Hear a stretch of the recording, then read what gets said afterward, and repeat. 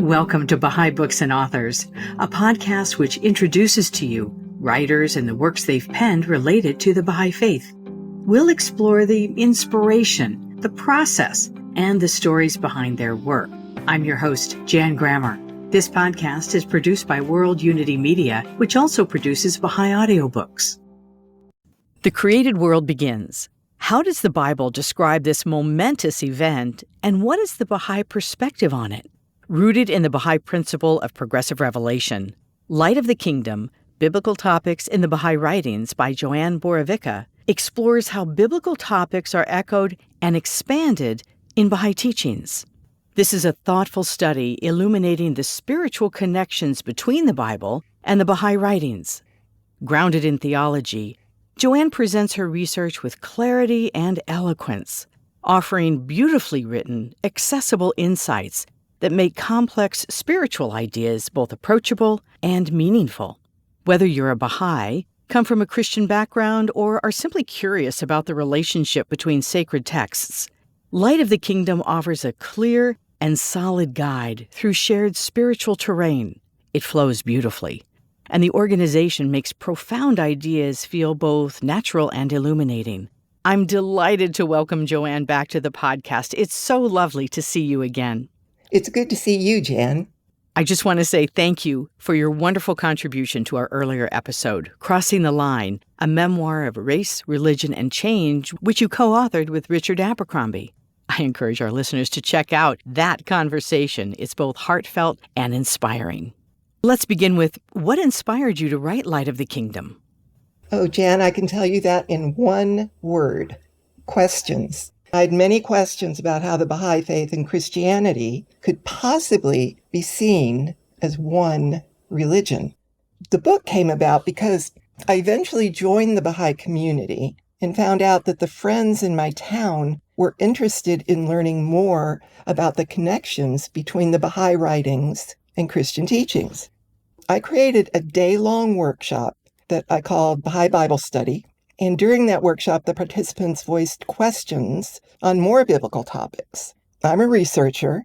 I get excited by questions, so I wrote them down, researched relevant Bahá'í teachings, and generated another workshop.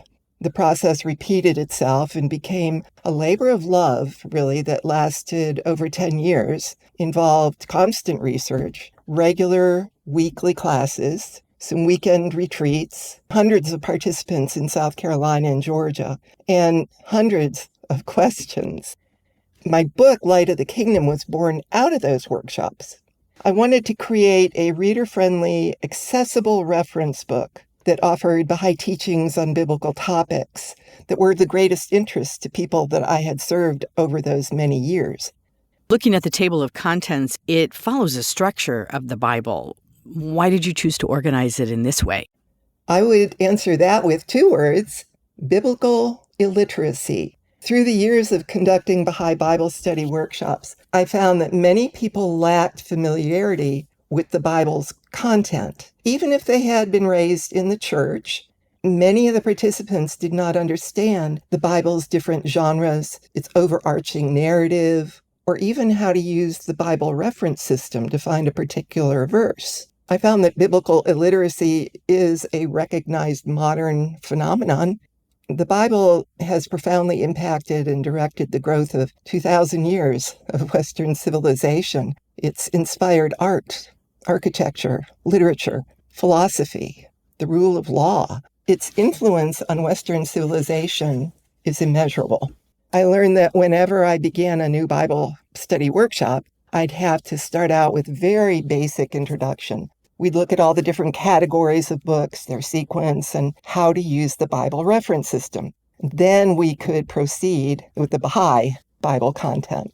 So when I started working on Light of the Kingdom, I wanted to organize it in a way that would painlessly teach the readers about the structure of the Bible and the nature of its books. As you saw, I started with the book of Genesis, identified some strategic verses to represent some of the topics in that book, explored the Bahá'í writings relevant to those topics, and then moved on to the second book. Familiar biblical topics or stories take on new meanings through the Bahá'í teachings. Could you talk a little bit about what you think the Baha'i sacred writings bring to ancient scripture?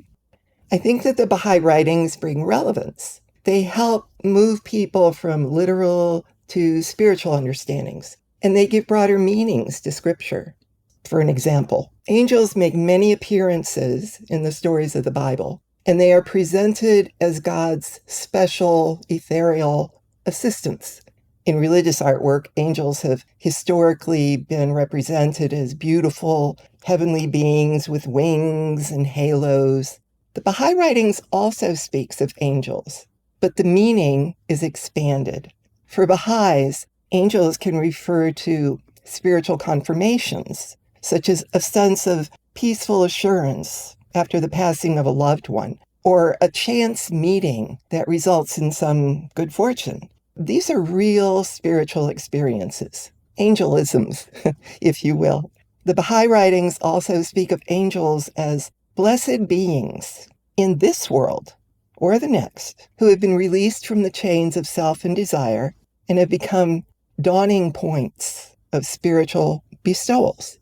The writings state that any person who emanates praiseworthy qualities, high morals, and is the cause of love, concord, and unity is an angel. Through the Baha'i writings, the concept of angel expands from an otherworldly being into qualities of character that will improve life on this planet. So all of us can at least try to have moments of angelness, and we can recognize those who have served like angels in our lives. That is lovely. Then we all know many angels in our lives, and indeed we can be angels, even if occasionally. I love that. Thank you. Do you have a favorite section of the book? I do. In this story, God creates night and day, heaven and earth, the sea, the sun, the moon and stars, creatures that fly and creatures that swim. And on the sixth day, God creates land animals and the first human beings. So my favorite verse is, "Let us make mankind in our image, according to our likeness."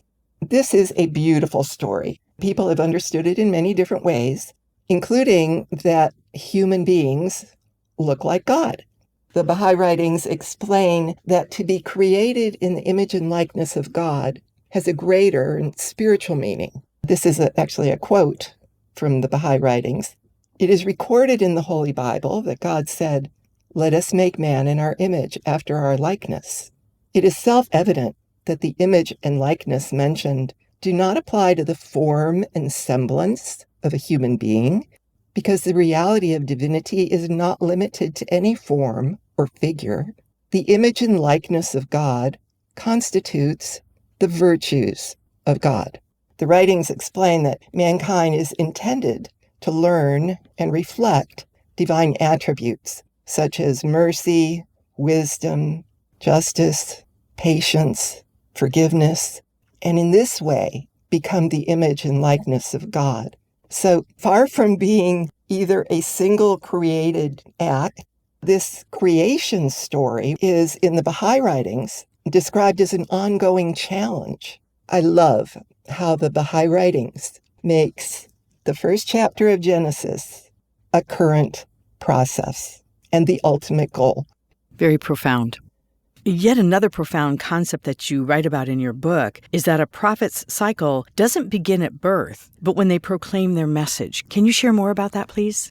In the Baha'i writings, the station of the manifestation of God, which is the station of all the prophets of revealed religions, is very unique. In the station of a manifestation of God, all the prophets are one, and the manifestation of God is always the manifestation of God. It never goes away. It is the source of our life and the source of creation and an ever-existing spiritual phenomenon. However, these manifestations do this amazing thing of entering our world, and so there are specific appearances that we notice of human beings who are both human and divine. We have Jesus, Moses, Baha'u'llah, and there are many more, Buddha, Zoroaster. So while these manifestations appear at specific times, and they are individual and they have distinct social teachings. They are at the same time one with God and a continuation of the one religion of God.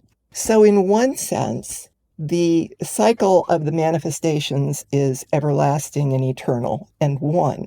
In another sense, if you're talking about the historical appearances, the Baha'i writings choose to mark the beginning of each distinctive revelation by the moment of the declaration. I think that this isn't so much a spiritual phenomenon as it is a convenience for those of us in the realm of time and space. Your book is clearly grounded in very careful research. What was that process like for you? It was heavenly. I am a researcher. I love questions, and I love to find out more, and I love ending up then with more questions. It was a complete joy. And it remains a process of constant discovery. It certainly doesn't end with writing a book. In doing the research, were there any unexpected connections between the Bible and the Baha'i writings that you hadn't noticed before or realized before? What was unexpected was how much of the Baha'i writings used biblical stories in their instruction. Let me give you an example. Abdu'l-Baha wrote instructions to the Baha'is in the United States. This was during a war, and he knew that all the letters that went overseas were opened and read by the censors. So he wrote his instructions on postcards. He said this was to help the people who were reviewing the mail to not have to be bothered with opening envelopes. I don't know that that's so, but Abdu'l-Baha wrote messages on these postcards, so they're very concise. I did a study of the tablets of the Divine Plan, what these messages were, and found that every one of them had some kind of biblical reference, referred to a verse or a story or a biblical character. I thought that was astounding. Why did he do that? Because the background of most of the Baha'is in the United States was Christian at that time. And those verses held meaning and could deliver a message in very concise form in their imagery or in referring to that story. I was just, and continue to be, very surprised about how much the Baha'i writings draw on biblical stories for spiritual instruction. That's fascinating. I'm going to go back and look at those messages and look for those, specifically those biblical references. Well, what do you think Light of the Kingdom will bring to the study of comparative religion? I think it'll bring a great deal to the study of comparative religion, particularly because the book does not compare the Baha'i scripture with biblical scripture. The Baha'i faith sees the essence of all revealed religions as one unfolding religion of God. The Baha'i writings state the holy manifestations who founded the religious systems are united and agreed. There is no differentiation possible in their mission and teachings. All are reflectors of reality, and all are promulgators of the religion of God. The divine religion is reality, and reality is not multiple, it is one. Therefore, the foundations of the religious systems are one because all proceed from the indivisible reality. So, in this spirit of oneness, the Light of the Kingdom does not compare the Baha'i writings to, say, man-made teachings and interpretations of biblical scripture. Instead, it presents Baha'i scripture with relevant biblical scripture, and in doing so, highlights the golden spiritual threads that unite both. If there's one takeaway from the book that you would like the readers to have, what might that be? I would say that it would be the concept of progressive revelation of the world's religions. The Baha'i writings state, this is the changeless faith of God, eternal in the past, eternal in the future. And I would hope that they would walk away with that feeling. Your book offers a meaningful invitation into sacred conversation, one that honors both tradition and revelation. Thank you, JoAnn, so much for joining us again. Thank you. Light of the Kingdom, Biblical topics and the Baha'i writings can be found at BahaiBookstore.com or wherever you get your distribution services. Subscribe or follow Baha'i Books and Authors with your chosen podcast platform. This podcast is produced by World Unity Media.